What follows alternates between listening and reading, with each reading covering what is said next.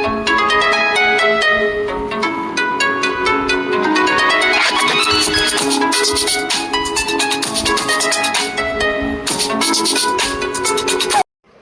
എല്ലാവർക്കും ഹാപ്പി ദീപാവലി. അപ്പോൾ എന്താ ഞങ്ങൾ വീട്ടിലോട്ട് പോവുകയാണേ. അപ്പോൾ അവിടെ ചെന്ന് കമ്പിത്തിരി പൊട്ടിക്കാനായിട്ട് കിളിമാനൂരിലോട്ട് പോയില്ല, ഭയങ്കര മഴ.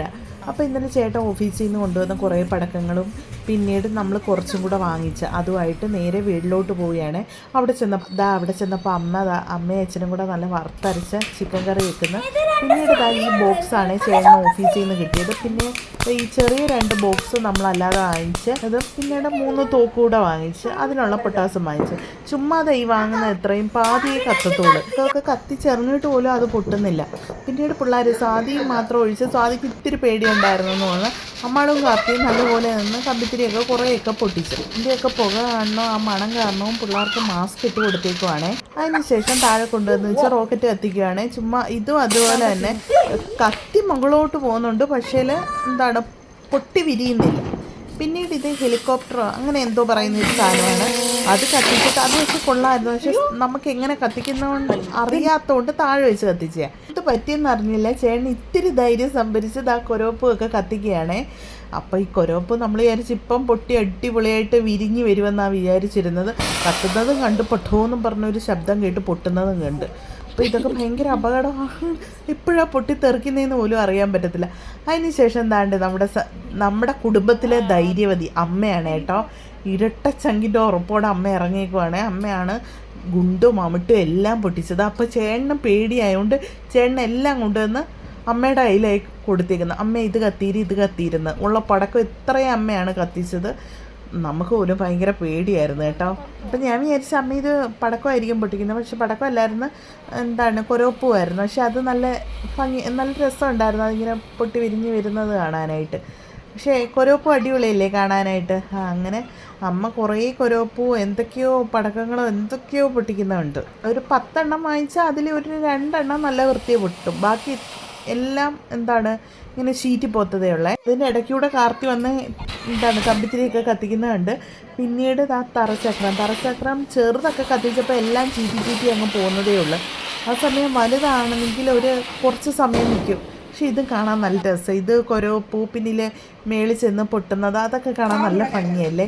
പിന്നെ അമ്മ എന്തൊക്കെയോ പൊട്ടിക്കുക. ഇതെനിക്ക് തോന്നുന്നു പടക്കമാണെന്ന് തോന്നുന്നു. ഉള്ള പടക്കം ഇത്രയും അമ്മയാണ് പൊട്ടിച്ച് ചേർത്തത്.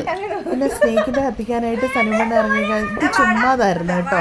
നമ്മൾ വിചാരിച്ച പാമ്പിങ്ങനെ പറന്നു പോയി അങ്ങനെയൊക്കെ ചെയ്യുമെന്ന്. നല്ല നീളമുള്ള വാലും ഒക്കെ ഉണ്ടായിരുന്നു. പക്ഷെ ഇത് ഒന്ന് കത്തി ഒന്ന് തെറിച്ച് പോകുന്നത് കണ്ട് പാമ്പ് ഇവിടെയും കിടക്കുന്നു.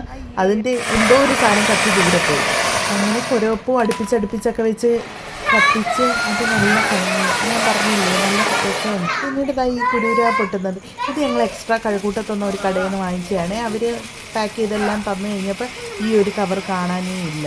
അങ്ങനെ ഭയങ്കര പറ്റിപ്പുണ്ടെന്നൊക്കെ പറയുന്നു. ഒരുപാട് ഈർക്കിൽ പടക്കം ഉണ്ടായിരുന്നു. അപ്പം ഞാൻ അമ്മയടുത്ത് പറഞ്ഞു ഇത് പൊട്ടി തീരുമ്പോഴത്തേക്കും നാളെ രാവിലെ നമുക്കിതെല്ലാം കൂടെ ഒരു പേപ്പറിനകത്തിട്ട് കത്തിച്ചിക്കാമെന്ന്. അങ്ങനെ ഞങ്ങൾ ഇതെല്ലാം കൂടെ കൂട്ടിയിട്ട് കത്തിച്ച് ദൈവം പൊട്ടി അവിടെ എല്ലാം വീണ് ഞാൻ നിന്നെടുത്ത് തന്നെ ഒരെണ്ണം പൊട്ടി വീണ്. ഞാൻ ഇത് ഇട്ടുകൊണ്ട് ഓടി.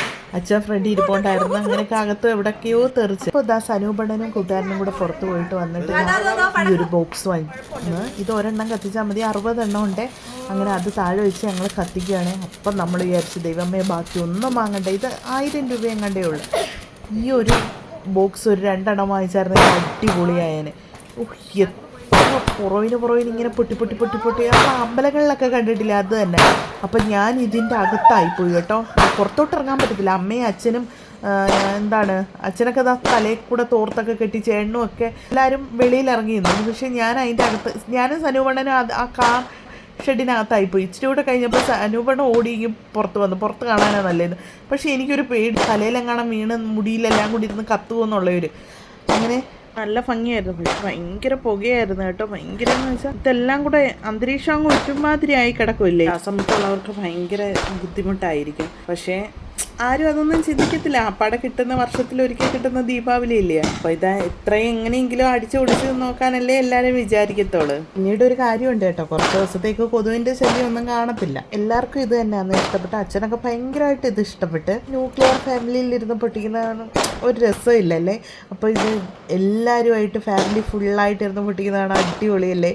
നല്ല എല്ലാവരുടെയും മുഖത്ത് ആ എന്താണ് പൊട്ടുന്ന കണക്കത്തുള്ള പ്രകാശം, എല്ലാവരും നല്ല ചിരിച്ചുകൊണ്ട് ഹാപ്പി ആയിട്ടല്ലേ ഇരുന്നും പൊട്ടിക്കുന്നത്. ഈ സമയത്ത് അശ്വതി മക്കളെയും വിളിച്ചുകൊണ്ട് മേളിൽ കയറിയപ്പോൾ അവിടെ നിന്ന് കാണാൻ പറ്റുന്നില്ല. പിന്നീട് താഴെ ഇറങ്ങി വന്ന്, ചുരുക്കം പറഞ്ഞാൽ അശ്വതിയും മക്കളും ഇതൊന്നും കണ്ടില്ല. പിന്നീട് 60 എണ്ണം പൊട്ടിയതിന് ശേഷം ദാണ്ടേ ഇതൊരു 10-15 മിനിറ്റോളം നീണ്ടു നിന്ന് കേട്ടോ. പിന്നീട് നോക്കുമ്പോൾ അശ്വതിയും മക്കളും കൂടെ ഇവിടെ വന്ന് നിൽക്കുന്നു. പിന്നീട് പൊറോട്ട പുറത്തുനിന്ന് വാങ്ങിച്ച് അമ്മയുടെ അച്ഛൻ്റെ അടിപൊളി ചിക്കൻ കറിയൊക്കെ കഴിച്ച് നമ്മൾ നേരെ വീട്ടിലേക്ക്. അപ്പോൾ അടിപൊളി ദീപാവലി ആയിരുന്നേ.